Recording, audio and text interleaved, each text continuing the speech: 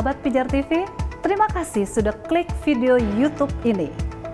Kiranya kebenaran firman yang saudara dapatkan menerangi kehidupan saudara. Untuk mudah menyaksikan video-video lainnya dan mendapatkan update dengan cepat, klik subscribe. Jangan lupa, berkat Tuhan jangan disimpan sendiri. Klik tombol share di bawah dan bagikan video ini ke sebanyak-banyaknya orang yang saudara kenal. Salam terang bagi Indonesia.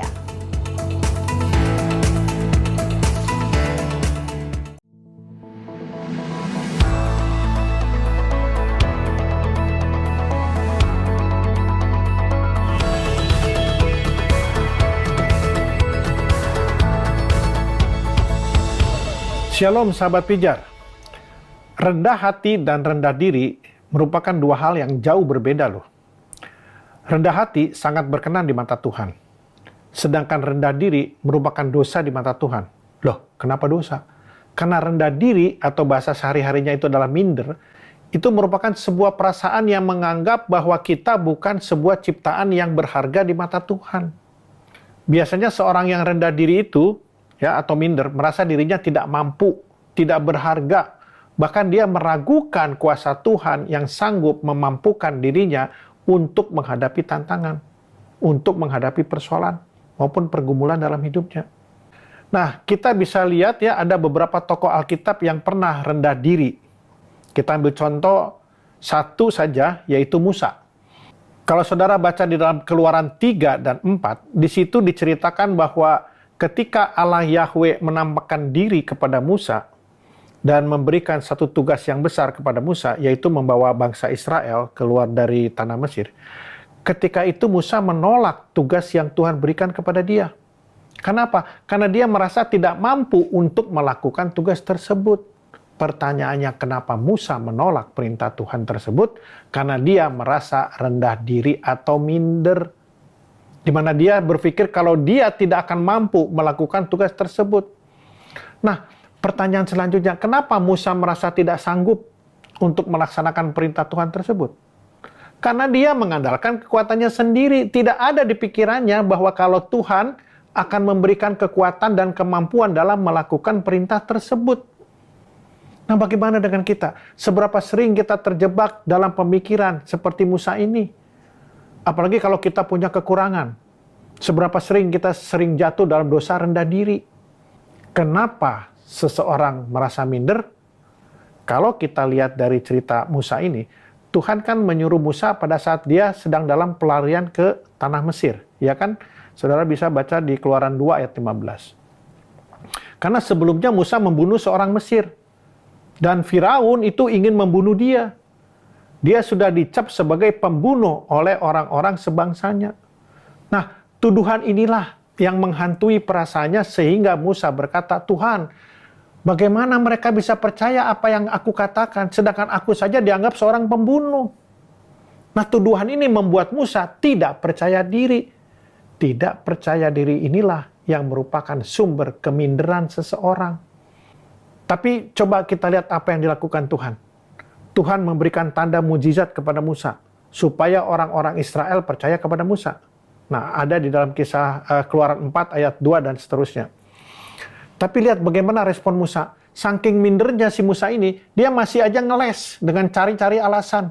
Dia bilang kalau dia nggak pinter ngomong. Dari cerita Musa ini, kita bisa lihat bahwa salah satu penyebab minder adalah masa lalu seseorang. Seringkali ketika seseorang mengalami kegagalan, kekurangan, masalah hidup yang nggak selesai-selesai, hal ini kadang bisa membuat dia merasa minder dan rendah diri.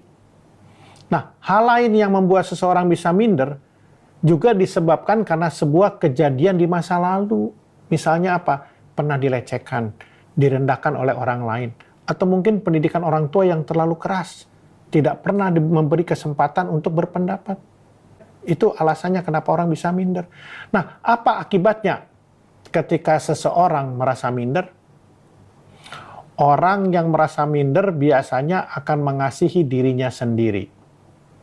Dia hanya fokus kepada kekurangan-kekurangannya saja, tanpa melihat kelebihan yang ada pada dirinya. Selain itu, orang yang minder juga merasa dirinya tidak bisa apa-apa, dan secara tidak sadar, dia akan membanding-bandingkan diri dengan orang lain.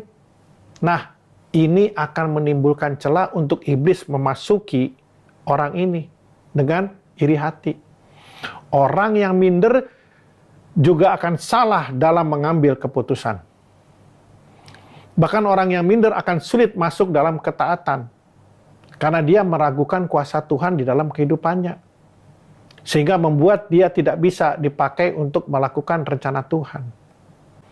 Seperti dalam kisah Musa yang tadi kita baca, karena perasaan mindernya, Musa menolak untuk melakukan rencana Tuhan di dalam kehidupan dia.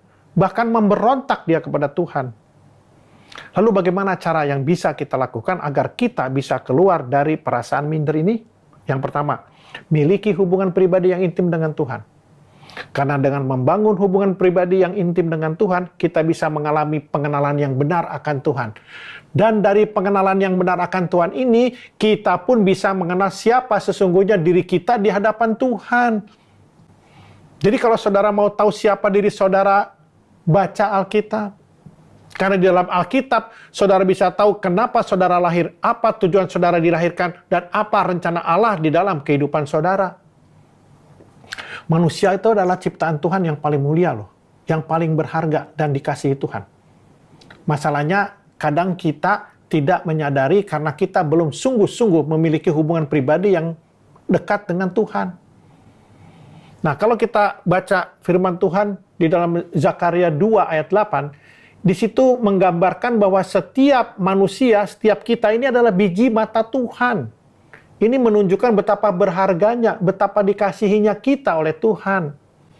Ketika kita memiliki hubungan yang intim dengan Tuhan, yaitu dengan membaca dan merenungkan, maka kita akan menyadari bahwa Tuhan selalu ada bersama-sama kita. Sehingga ada satu kepercayaan diri di dalam diri kita yang lahir dari hubungan dengan Tuhan. Kepercayaan diri ini juga lahir dari kesadaran bahwa kita berharga. Kita ini dikasihi, kita ini diterima oleh Tuhan apa adanya.